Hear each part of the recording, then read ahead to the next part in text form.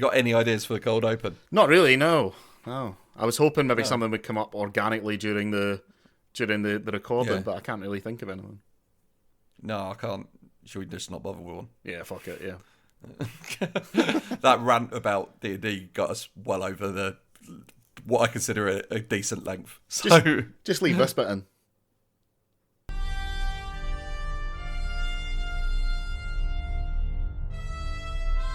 Podcasts. A Frontier.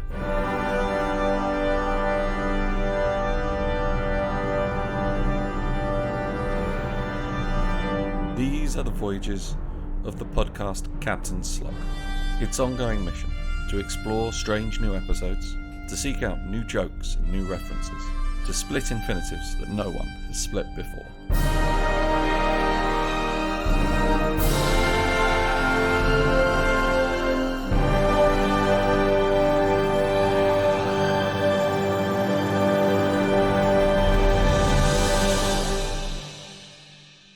Captain Slug, Stardate 50.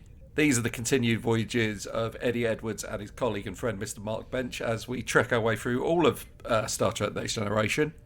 Mark, how you been? Yeah, been well. Laura went to Ireland for the week. Oh. So I've been in the house by myself. Not a lot has changed, to be honest. I mean, obviously I miss my fiancée, but my behaviour hasn't changed in any way, which makes me wonder, just on a hypothetical, like, experimental level, like how long. I think I would notice that she wasn't here round about like 8:30 p.m. right of a Monday if she left. I'd notice, but she's also. I'm not calling her out, right? If anything, I respect this about her. She's not a great replier on messages. So what I'm saying is I'd probably noticed that my fiancée was missing, but it would take a while before I'd be like, what's going on here? So what Mark's saying there is that at any point you listen to this podcast, there is a chance that Laura is dead. And we're just unaware of it. I'd probably report her missing. I'd give it 24 hours. I know that TV like tells you that you have to wait 24 hours, but that's not true. Yeah, that's not true. Clear that up. Anybody listening, if somebody you think has gone missing, you could report that at the moment you suspect it. But I'd still wait the 24 hours just because I'm like, well, she's probably busy. So.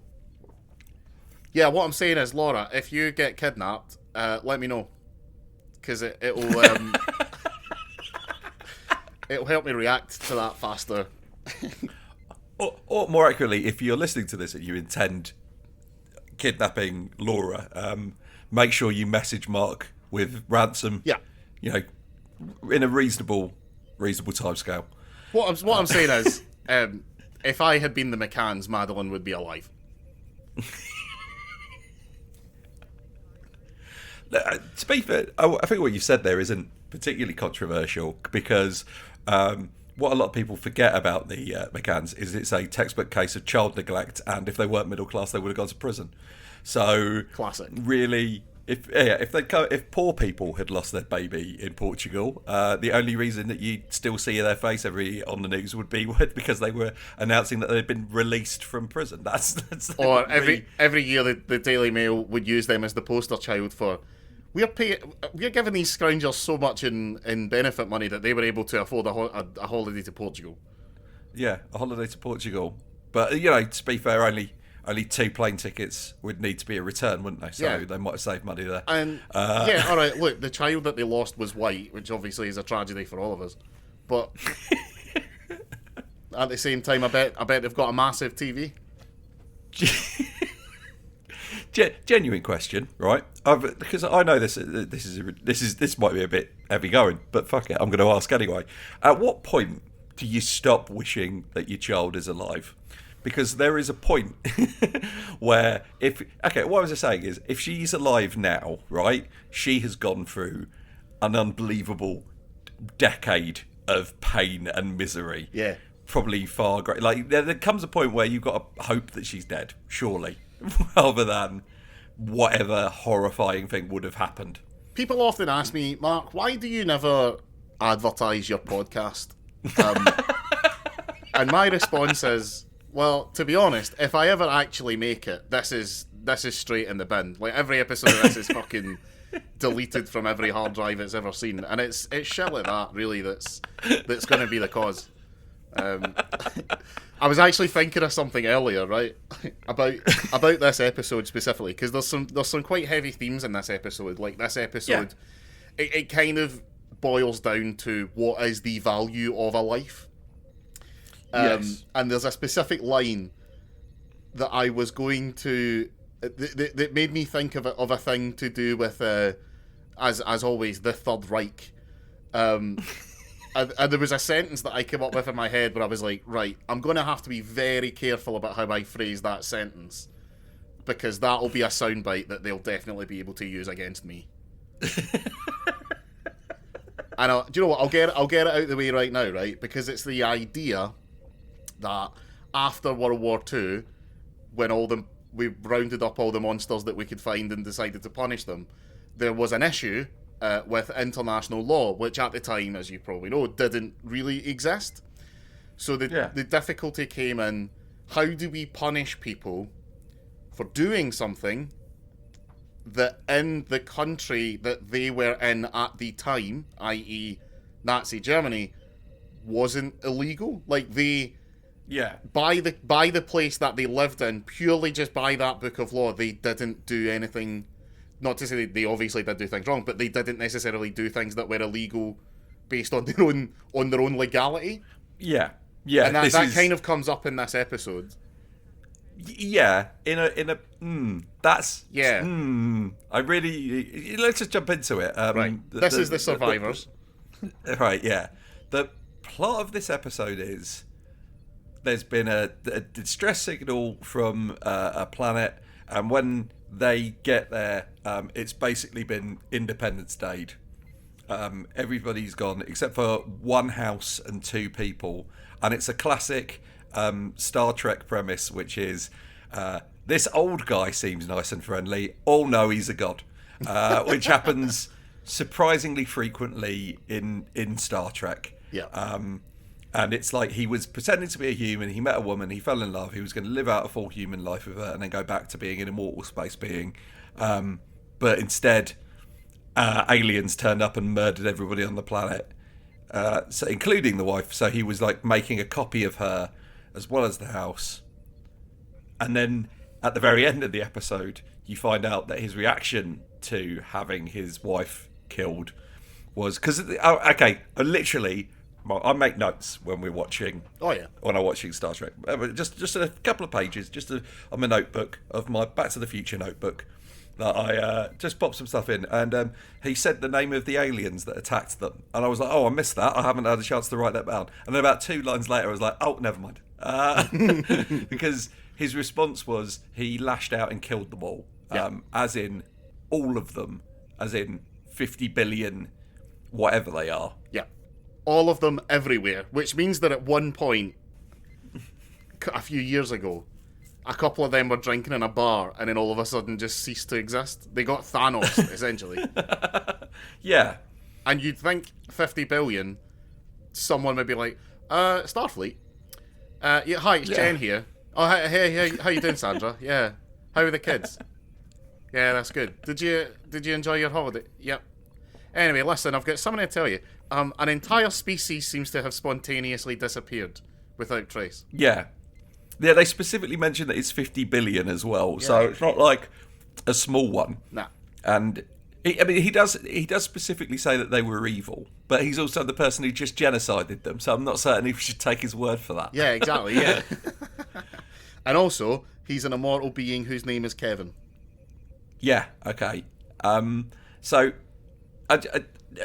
I want to address, as we start this, I want to start by addressing what is the last 4 minutes of the episode, essentially, which includes him confessing that he wiped out all of these people to Picard. And Picard says We are not qualified to be your judges.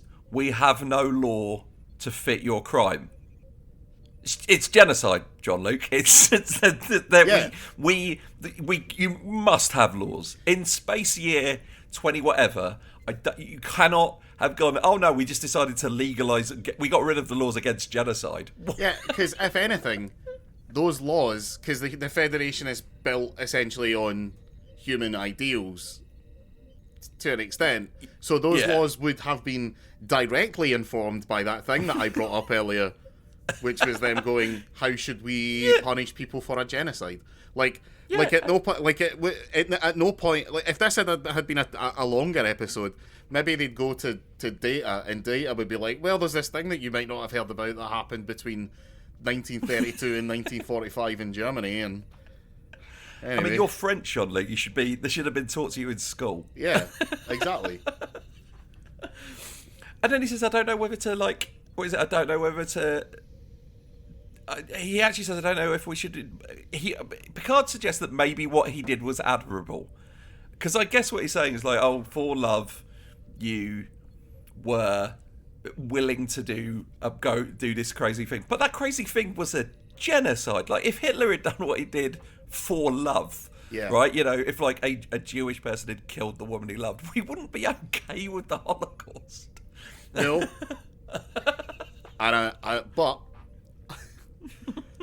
if this lad if the beings that attacked his planet had been the Borg, and he just went, I'll just wipe out the Borg, what do you think Starfleet would have done then? Because the Borg is that's an insurmountable threat. Yeah. As far as we're aware, I think that at the latest point in the timeline, which I think is maybe Picard, at the moment, the Borg have become somewhat like deal withable. Yeah. Like we if one appears, we can handle it, but they're still the most dangerous thing out there in the universe at our level. Yeah, that's the thing. Yeah. So I don't. But this is the important thing though, Mark, because I agree with you. Maybe you could kind of. Do the Borg even count as a species? There's like, but it wasn't the Borg. No, it was a sentient.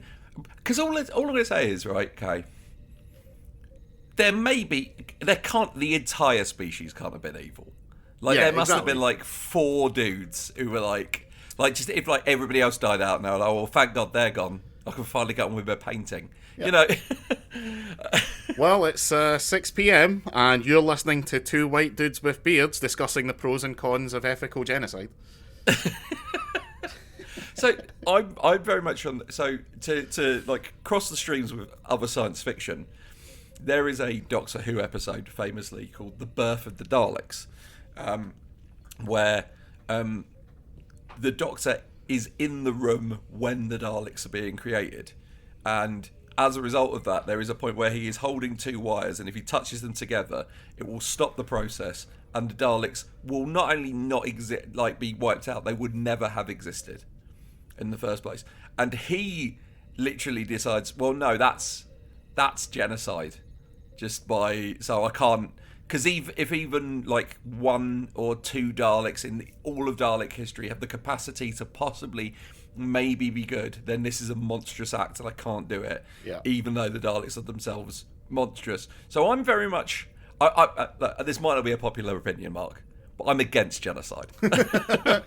And also, if he had done that, we wouldn't have gotten this scene in Russell T Davis's run with Eccleston, where he utters one of my favourite lines in all of Doctor Who, which is when they're on the Dalek ship and he's talking to the sort of envoy of the Emperor. And he's I can't remember the exact wording, but he says something like, "Do you know what they call me in the annals and the apocrypha and the ephemera of the Dalek homeworld? The oncoming storm." Like that, that line is so badass, and we would never have got it. So you're right, it's worth it. All those lives. Yeah. I mean, but that. Yeah, I just can't get my head around a genocide happens and they're all like, oh, can you undo what you did to Troy? And now get I'm glad that you brought up Troy. I think this was a great Troy episode. First thing I want to... Great Troy episode. Also a great Worf episode. Yeah, great Worf stuff. Both Worf and Troy are getting promoted. We're bringing back the promotion thing for this episode, but we remember to do it. Did you notice that there was a wee extra seat on the bridge for Beverly at the beginning? No. Yeah, there was 4 seats. Beverly just Okay. sat down on one of the arms. So I'm glad you brought up Troy, she right? came in, and after an entire season of making Pulaski stand, Beverly's there. Picard's like, get her a chair. Yeah, exactly. I'm glad you brought up Troy, because something that I was thinking about during this episode that I feel like they maybe could have gone a little bit further into is that I wrote down this question: is having an empath on board when dealing with alien races more useful than an actual mind-reading psychic would be? Because to piggyback off something that Troy talked about in the earlier episode when she was like, how do you think that we use alien languages? Like, what, this is this thing, do you know what I'm talking about? Is that if you just had a mind-reading psychic, they would be able to read the minds of, say, the Klingons and be like, oh, these guys are murderous. Let's proton torpedo the shit out of them immediately. But having an empath on board gives you more the ability to be like, oh, these people talk a big game, but that's not really how their minds work. Like, do you remember when he said, I will stab you in the eyes? Like, that's like a term of endearment for them. Yeah. Yeah. I think that could be. There's a old philosophical concept which is the idea that if you could teach a lion English, you still wouldn't be able to understand it because all of its frame of reference and it's how it would talk and everything, it wouldn't have any crossover with human experience. So it would be useless. And I think you were right there. That, like, being able, like, even if it had a full-on psychic, and it's like, oh, I can read what the minds of the Klingons, what they're saying. It's like, oh, I don't speak Klingon. You need a telepathic universal translator, which is, once you've got that, you don't need a telepath. Yeah. Right? So I do think that maybe the empath is more useful as well. I think, because, Troy's like, that's the thing in this, is like the super being is like Kevin, the god. It's like having trouble... thinks Troy's going to get inside him, so he just puts this like repeating music in her head, and she goes basically slowly insane. Yeah. Which is horrible. Now, I don't want to victim blame, right? Because obviously what happens to Troy is pretty horrible, but she kind of keeps it to herself for like quite a while. And I feel like if she has one job, it's to report that type of stuff. Like, she starts having the issues, and she gets up at like the conference things, like, "Oh, I just feel bad. I've got to go." Yeah. And leaves, and I was like, everybody in this ship is an idiot. She's always right. And then Picard turned up in her like room and was like, "Are you all right?" And then she was like, "No, I'm going insane. There's music that won't stop in my head." And it was like, "Well, take a sleep." And Picard's like, "Oh." Picard's like, well, I know what that's like. You know, if you ever listen to Call Me Maybe, like, you can't get it's in there for hours, mate. Have you ever listened to the DuckTales theme tune? It'll be stuck in there forever, mate. And Troy's like, no, you clearly don't understand a woman going slowly insane. That's something I want in Star Trek. Now that you've sort of said it, it's like, with all these Star Trek captains, they're always listening to classical music and stuff like that. I'd love just once them going to going to some Star Trek, going to the captain's quarters, and he's just got to shake it off playing, and it's like, what's this? Yeah. Goes, oh, Taylor Swift. I'm a big Swiftie. Love all the albums. Yeah, because it is like obviously I understand why. Like, it's because we're watching these people in the future, but we have to be able to relate to them. So we know that if someone is into classical music and old movies, they're probably fairly cultured. But then they bring that in, don't they? Because like Trip on Enterprise, I've never really watched Enterprise, but I know that Trip is like quite into old movies, like specifically 2D on-screen movies. Yeah. And it's kind of like, oh well, he must be quite cultured because he likes old black and white shit. And then the two guys on the Harry Kim and his mate on Voyager, Duncan Neal. Oh, Paris. Paris, right? Paris is super into movies. Again, from what I understand, I've never really watched Voyager, but he prefers to do them in the holodeck.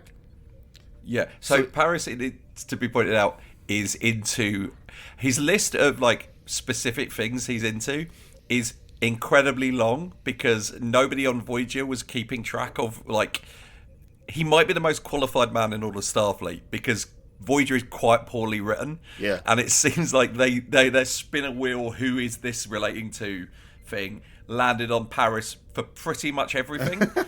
Like Harry Kim can play the clarinet and Chakotay boxes. That's it. Everything else is Paris. It's like at one point he fixes up an old Earth car they find in space. Yeah, why Don't not? ask. It's like, so this is an old curve car. No, they want a hover one. And he knows all about how the combustion engine works. And it's like, why would that not be the hobby of your fucking engineer? To be fair, I can relate to that. As a man with far too many hobbies, it's. I get it, but no, you're right. I imagine like if Star Trek, if our Earth progression, right, as God willing it will, leads us to Star Trek, we will probably go with what they have, right? It will probably be like a naval command structure. We'll have like the captain and the commanders and blah, blah, blah. We'll have a counselor, that makes sense. We'll probably have a much more deeper understanding of how mental health works by then, etc., etc., etc. But one thing that they don't seem to ever really have on Starfleet ships is like a pop culture expert.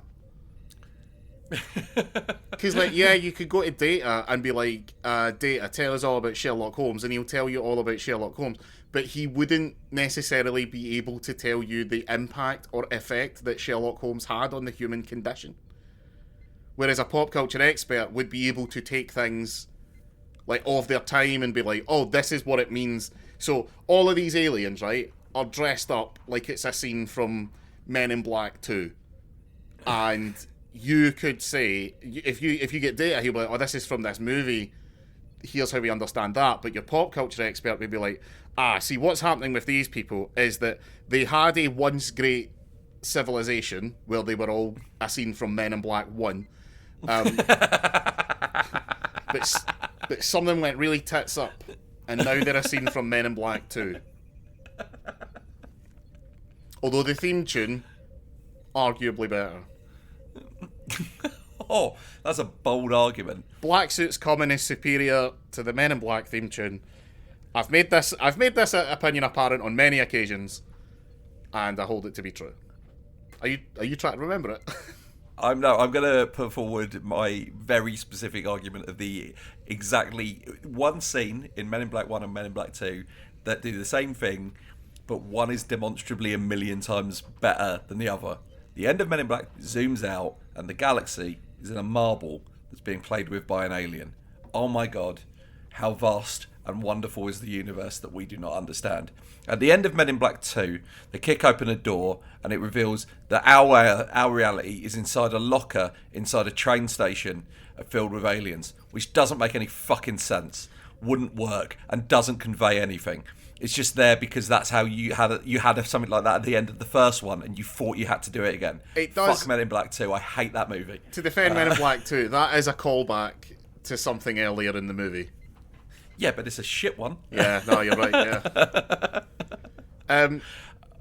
Right, here, question. How exactly do the comm badges work? And is it dangerous to just give them out to any old rando? Yeah, that's a good question. Because they give one to Kevin the genocider. Kevin the undying genocider. or his construct wife. And Riker just whips it off his chest and goes, do you know how to use one of these? And she's like, yeah. He's like, right, we'll be in the system for a bit. Like, gives a shout if anything goes wrong. But what you call him Kevin the undying genocider, Mark? You make him sound somewhat sinister.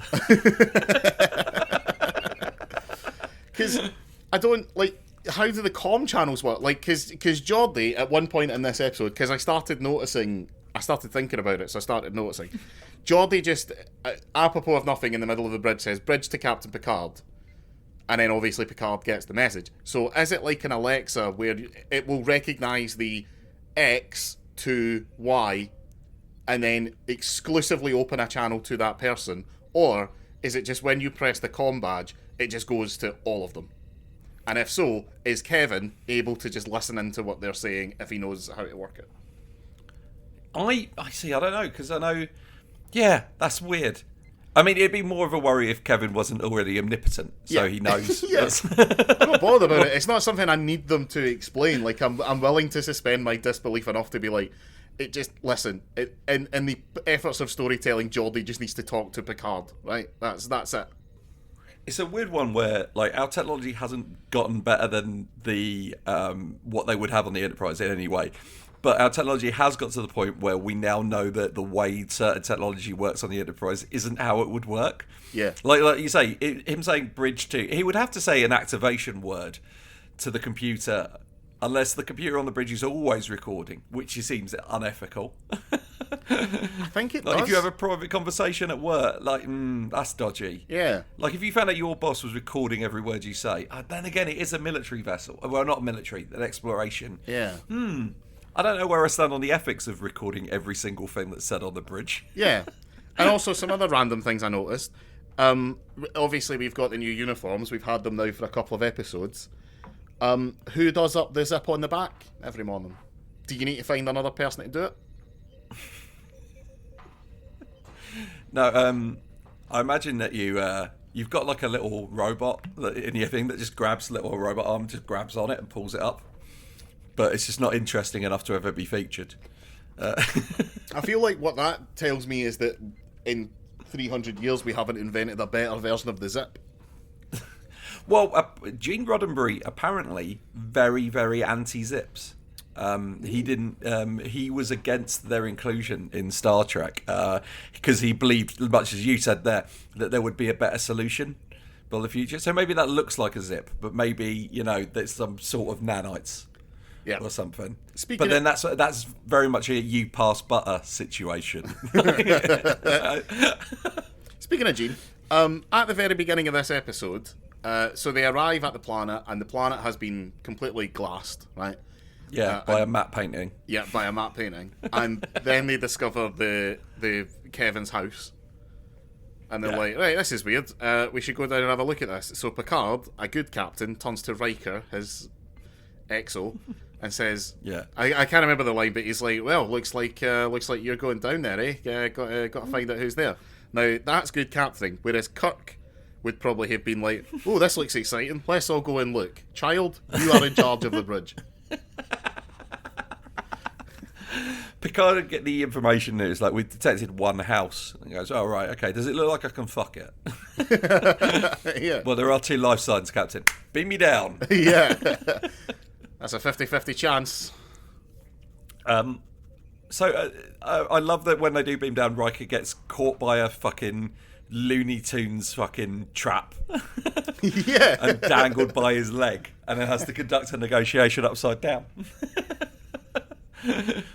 Especially because his negotiation is just, can I come in? Yeah. I liked as well that so Kevin, the god, so before we get there, Worf is like, there's 2 people inside, one of them's near the back, one of them is near the front. And also there's a phaser, but the phaser's non-operable, it's broken. And then Kevin comes out holding the phaser at them, telling them to get off his land. Yeah. And they're like, fine, whatever. The phaser doesn't work. And then I really like that Worf has respect for him for trying it. Yeah. No, he's like, that's like you tried to bluff us with a weapon that doesn't work, and he's like, yeah, no, good call. I'd do the same. Yeah, which is weird because Klingon's not really known for like deception. No, but it's having it takes a certain amount of balls to do. Yeah. And I feel like Worf gets like a really interesting little character arc in this that maybe got put in the sidelines, which is he obviously in the beginning he recognises that the gun doesn't work. He tells him he has respect for him, but then when they get back to the Enterprise and the warship just appears. Well, yeah, it's important to note that he has staked his reputation on the fact that there is no ship in this system. Yeah. And he's like, and Picard's like, oh, I don't know a story of somebody who hid a ship in a system once, and there's like, in all due respect, they weren't as thorough as me. Nothing gets by me, and then a giant ship turns up, and Picard literally says to his face, basically, you stake your reputation on this. You no longer have a reputation. You fucking idiot. Yeah. Yeah. And then later, when we on, understand a little bit more about what's going on, Picard Yeah. has to give him a little bit of a pep talk. Like, listen, your last mistake, don't worry about it, all right? It makes sense now that we know more things, that you did that. Yeah. I also like Worf's little when he beams down with Picard and they're in the people's house having tea, and his only line is good tea, Yeah. nice house, the bare minimum, but still very polite. Yeah. So they beam down, and they're like the Kevin and his wife Rishona. Yeah, something like that. Kevin Uxbridge Yeah. and Rashawn, I assume Uxbridge. And they're like, nah, we're not leaving, we're staying here, don't worry about it. And then Picard comes back with a replicator. Yeah. Is this the first time we've seen a replicator unit?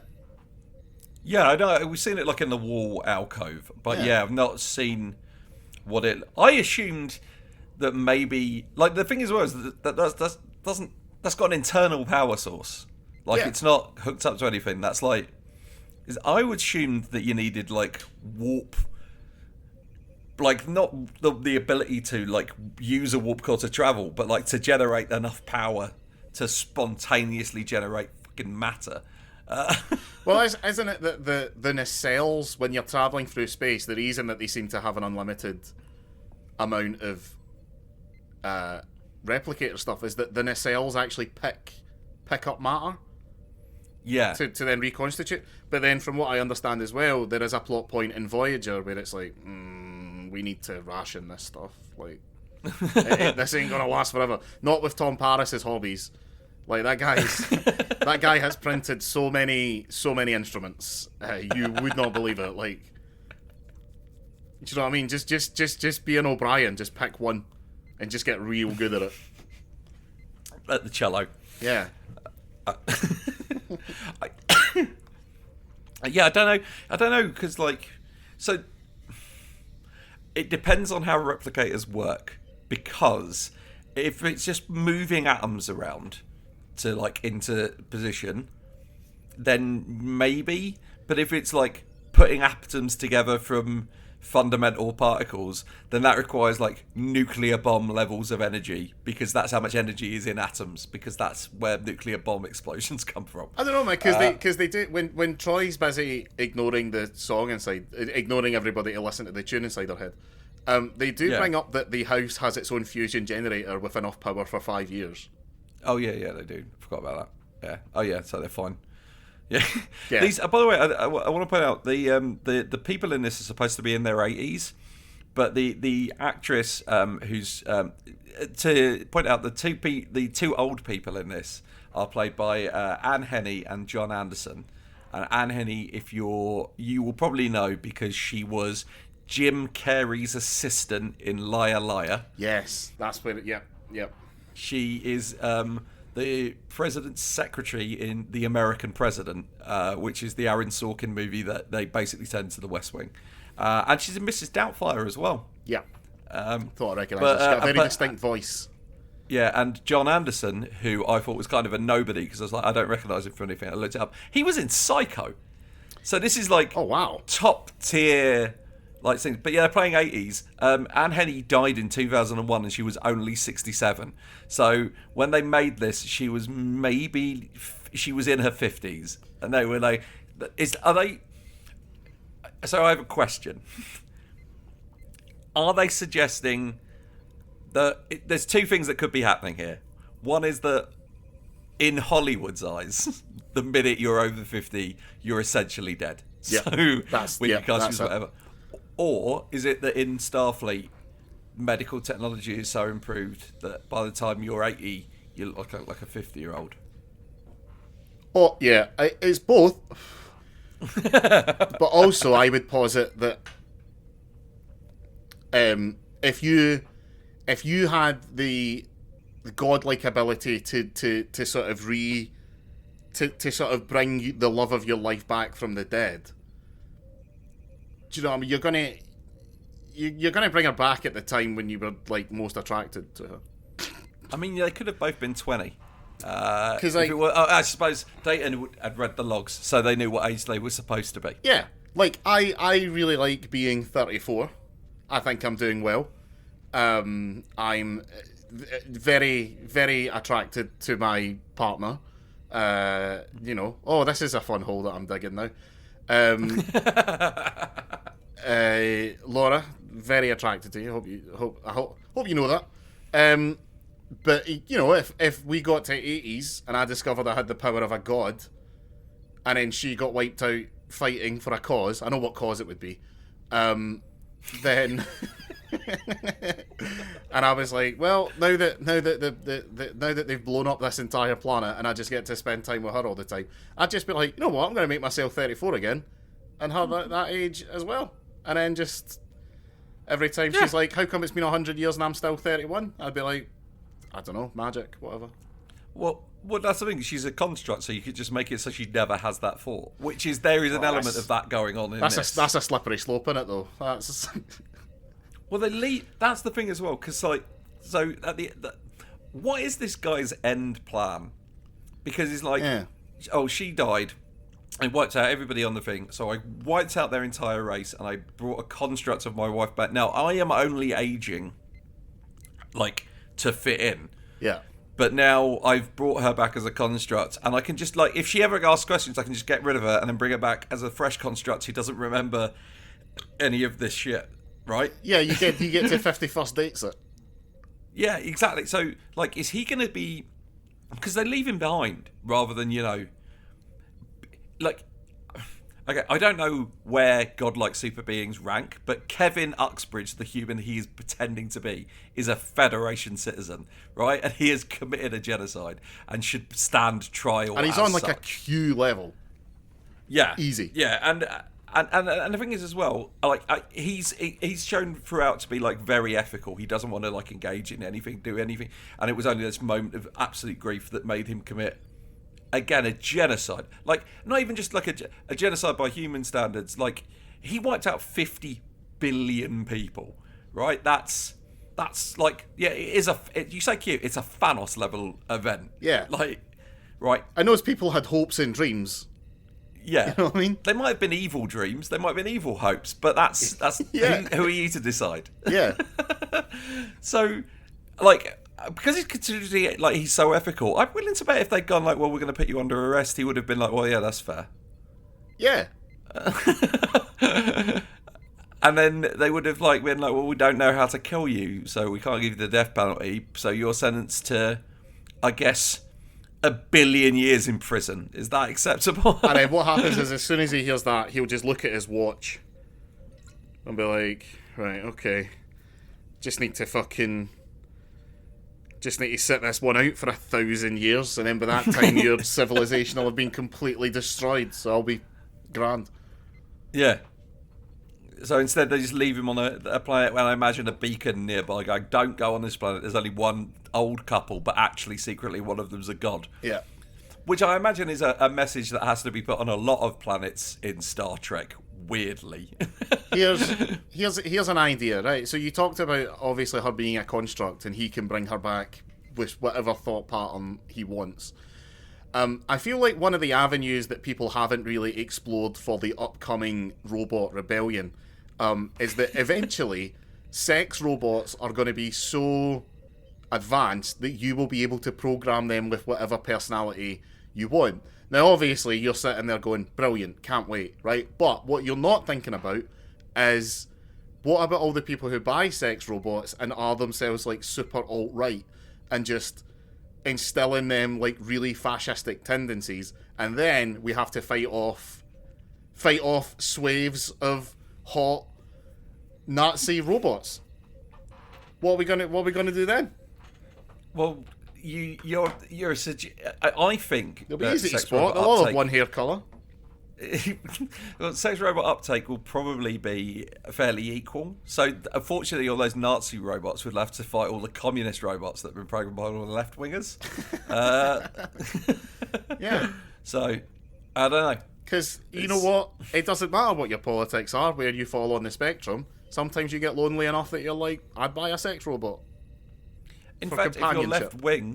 if you're left wing, and the robots are not at the point where they have like full sentience, then robot on robot porn is probably one of the least exploitative versions of it that can exist. You're right. Also, that idea, trademark Mark O'Neill. What, Attack of the Nazi Sex Robots? Don't go making that into a movie. Came up with that idea. The thing is, This will be the one episode that survives the purge, so that I can prove in a court of law that it was my idea. there's two ways you can go with that. That movie is either a James Gunn film or a Roger Corman film, right? There's no middle ground. James Cameron ain't making that. It's either a weird high budget thing they let James Gunn do, or somebody said, I need you to make this movie, here's 20 grand. Yeah. Oh, love. So obviously it's a naval command structure, right? So see if you're a random crew member and you're walking along the corridor and then Picard comes along, do you have to salute him, or do you, like, because if Captain Picard has to respond to everybody that walks by him and goes, Captain, he's like, Ensign, Lieutenant, like, is he going to get sick of that? Like, is there a standing order that if Picard is walking along the corridor, unless he specifically addresses you, just shut the fuck up? Like, does Starfleet Command work on Beyonce rules? My guess is, I'm going to go on this. I guess that the like official rule is that like when he's coming along, you've got like stand to attention and out of the way on the side of the corridor so he can move past. Like that's the like letter of the law, Starfleet regulation. But every captain is like immediately like, look, we're not doing that. Okay? Yeah. Just like nod. Give me a captain, and I'll just give you a lieutenant or an ensign. Don't expect more. I can't learn all your names, and just try not to bog me down unless you've got something important to say. Yeah, exactly. I can't be asked. No, fuck that. We have one day, Picard Day, and that's it. But yeah, I'm gonna say though, even for a fairly like nondescript episode. Like, all I could think throughout this episode is how much worse this episode would have been in season 2. Yeah, big time. Like, from a concept, like they got in, like they didn't need to get in fucking bit part actor who'd been in fucking Psycho. No, right? That's something that they've. And if you're watching this and you're trying to place him, I think he plays the cop, who does like the speech at the end of Psycho. That's it, but. Like, there's so much stuff in this like that I really, really enjoyed when they're like, oh yeah, spaceship turned up, it started blowing up the planet. It was so big you could see it from. Oh, that's the thing, because they say that the alien spaceship, the warship, was so big that you could see it from space. And then later on, the Enterprise is like following it and it's running away. And it goes past the camera, and so does the Enterprise, and they look. I think they really fucked up the scale because they look about the same size. My understanding is that the ship that we see pursuing the Enterprise is not a construct of the ship that attacked the planet. It's just Kevin making one up in his head. Oh, okay. Right. But I don't know that for sure. How does Kevin's constructs work? Could he just... I'm going to say, if you've got the power to wipe out 50 billion people on a galactic scale... Have you got the power to bring them back? Yeah. Well, I guess he brought back his wife. So could he bring them back, but just be nice now? And again, is that is that a punishable offence? Like, would Starfleet take more offence to that than to just the straight up genocide? Because you know what, Eddie, you can't say anything these days. That's all I'm saying. If the Borg would have been the ones, and instead of genociding them, he just made them not care about assimilating stuff. Like maybe he made it so they were just really into badminton instead. Would that be right or wrong? If they found out that the Borg, like part of the assimilation process, is obviously that everything about you, like again, your hopes, your dreams, your aspects, like all of that is given to the collective. Do you think there was ever a discussion between probably Tuvok and Janeway where they were like, listen, if we just give Paris to the Borg, right? The Borg is going to spend so much time just becoming Paris that they'll leave us alone for generations, mate. I do like. This is by the way, this is textbook great Star Trek, when like you can sit there and start having like ethical like conversations about, so obviously wiping out 50 billion people at a whim is wrong, right? But it would, like, you know, they were evil, but were all of them? This is the kind of like philosophical deep talks you should have about Star Trek episodes. Yeah, what is the value of a life? Yeah. Because that's kind of when I think Picard's coming from when he says, I don't know whether what you did is admirable. When it's like, you loved someone so much that in a moment of anger... No, I mean, I don't get it. I'm going to be honest with you. Like, I get being angry. I do. Kill the people who killed your wife. No problem. I'm not going to disagree with that. Yeah. Blow up the whole ship. Absolutely fine. Yeah. But when you blow up the ship next door, we start having problems. Yeah, exactly. Yeah. Yeah. I quite liked this one. Yeah, I did quite as well. It just felt like a fun little Star Trek adventure. Yeah, no, it's not one of those like great ones that everyone's gonna like remember and talk about. But it's like, if I was gonna like introduce somebody, if somebody said, "I want you to show me what Star Trek is," on average, not the best episodes, not the worst episodes, just give me this is a fairly good average Star Trek episode where something weird happens. But yeah, again, like I say, how many times have they run into like, oh, he's an old man, but he's secretly a god who can wipe? How many of these super powerful beings are there in this solar, like in the galaxy, that could just wipe out all of the Federation with a thought? Because it seems like it's a higher number than it should be. Yeah, exactly. Like, the entirety of Star Trek only exists because about 600 different beings are too ethical to wipe them. But what do you do? Like, do you put out like a galaxy-wide, like you hit your comm badge and you say Captain Picard to the entire galaxy, because apparently every old fucker in the galaxy has a comm badge that they can listen in on, right? And just be like, right, here's the deal. What day is it? And then Picard checks his watch and he's like, right, it's Wednesday. Right, so Friday, 12 p.m, we want every single god level being to just pop down to San Francisco and just let us know. I mean, obviously that is, you know, then you're going registering people, which is a bad thing in and of itself. Oh yeah, it's difficult, that, isn't it? Yeah, just turn up. Just let us know what you do. Yeah, and wear this badge. Yeah, yeah. Just make one. Just think about having one, and then you'll have one. But also, what are your intentions? Yeah, but if you're a godlike super being, like, because this is like, I was pretending to be human and I met this woman and fell in love, and it's like, but you could just be like I get that his race is like, we're shapeshifters, we hide, there's however many of us there is about, and it's like, but you guys could just like be like, you don't have to be secret. It's space, it's weird, we get it. You could just be like, oh, hello the Federation, we're this, so we're about, anyway, I've fallen in love with an Earth woman. And then you don't have to keep it secret and lie to her for what to you, I guess, is a blink of an eye. See, the problem with that is, then everybody starts coming to you with their problems. That's fair. I'm pretty cut. I'm pretty I'm pretty dyed in the wool atheist, right? Yeah. But at the same time, I don't ever go with the argument, well, why doesn't God just fix everything? It's like, well, why? He's probably got sick of that after about a fortnight. In fact, it's in the book. He does stuff for the first 7 days, and then he's like, actually, do you know what? This is a fucking hassle. I'm out of here.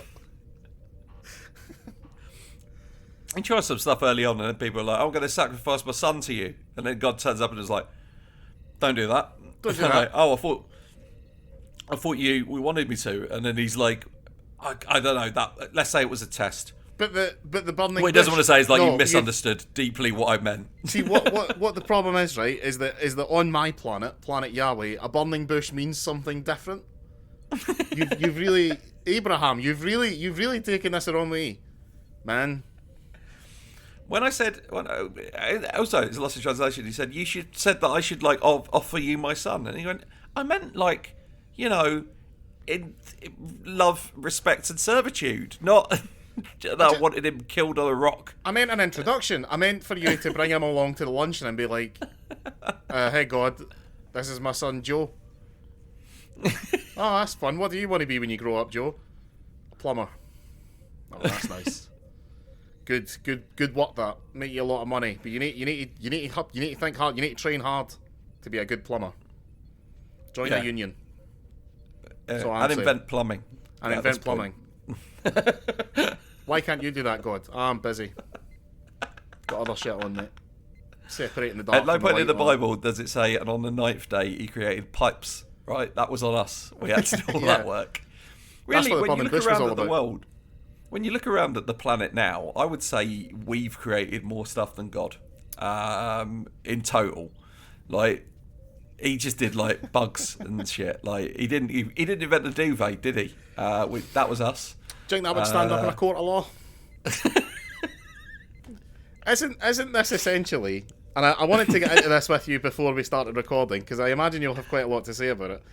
Isn't this essentially what the issue is with the moment with Dungeons and Dragons? In that Wizards of the Coast created a universe, and then all of the other people are like, yeah, but we created things within your universe, therefore we are superior and don't owe you any fucking money because you can. Yeah. Because you cannot trade. So I looked into this and I looked right, at... okay, screw it. This is getting recorded. We're going on. Right, I'll go in on this. Right. So I am saying this, and I am qualifying my position as a man who talks a lot of shit about things he doesn't understand, right? Yeah. But from what I understand, looking into legal experts and stuff, basically, I can't remember the difference between trademark and copyright. So I'm going to use them interchangeably, even though they are demonstrably different. But I'm using them colloquially. You can't trademark rules of how a game is played. So if you were to make a game that was exactly like Scrabble, with the same Scrabble rules, that's fine. That's the example that I was given was that's how Words with Friends was able to exist. Because you can't actually trademark those rules. What you can trademark copyright is the application of those rules. But the people who create things for Dungeons and Dragons, they are just using that. And I know that the problem is like, oh, but what about all the podcasts and the TV shows that use them, blah, blah, blah. Are they going to have to pay a license? And allegedly, one way to get out of it is simply to say that you're not playing Dungeons and Dragons. Don't say that outright, but simply say this campaign is compatible with Dungeons and Dragons. Yeah. It's so basically how it works out is that after years of the idea being, oh, if you play D&D or you create anything for D&D, like third-party content, anything like that, that's just fine. Like, that's the open license. And now they've gone, actually, when we said it was fine, what we mean is 25%. Yeah. I don't know the exact figures. I haven't looked into it. But what's been funny is watching the reactions of certain specific people who are like in full-on business relationships with Dungeons and Dragons, who have a lot of people don't know this, years before Critical Role started and became the behemoth that it is, there was a little one of the very first Dungeons and Dragons podcasts was done by the guys who make Penny Arcade, and it's called Acquisitions Incorporated. Oh, right. And that still runs. That still makes. And Jerry from Penny Arcade put out a statement. He goes, one today, which was shocking, which was that he pointed out they don't get paid by Dungeons and Dragons for Acquisitions Incorporated. They got approached by D&D and he just wanted to do it, and he thought, oh, this will be a fun way to get more people to play Dungeons and Dragons, back when that was like a worry where they thought the brand was going to die. And then they came up with a bunch of other ways like merchandising and stuff to monetize it, that he could get away with it, that he could justify it to his company. And then he was like, yeah, but I wouldn't have done that if you turned out you were going to be dicks about it. Yeah. So, yeah, it's like absolutely everybody was pissed off. And then they've kind of let out a statement which is a bit like, oh, we don't Yeah. Yeah. We're not going to say anything like Critical Role put out one where they're like, look, we are actively sponsored by D&D Beyond, and we have published stuff with Dungeons and Dragons, so we can't actually say anything. But they were like, we consider that the tabletop gaming space is at its best when it is a culture of collaboration, and like as much as they could. And yeah, basically what happened was a bunch of people were like, who worked at Wizards of the Coast, who were against this, were like just came out and like and said like to people, like sent out emails to other people just outside of the company and were like, yeah, so we know from the higher ups at Hasbro that all they care about is the bottom line. Yeah. So if everybody like cancelled their D&D Beyond subscriptions, that would get their attention. So everybody just went and like downloaded all of their character sheets and just did like stopped the subscription, and it like plummeted, and they were like, oh, okay, that. Because like, I was going to say, it's unlikely that anybody from Hasbro is listening, but you don't understand what Dungeons and Dragons is, right? It's that simple. Leave it alone. Yeah. It's just it is a black box that you put less money into than you get out, right? Just leave it at that. Yeah. Don't worry about the rest of it. I don't care about your share prices. Just leave that alone. And if you can't leave it alone, sell it. All right? Yeah. If it takes you longer than 10 minutes to figure out a way to monetize pure creativity, don't do it.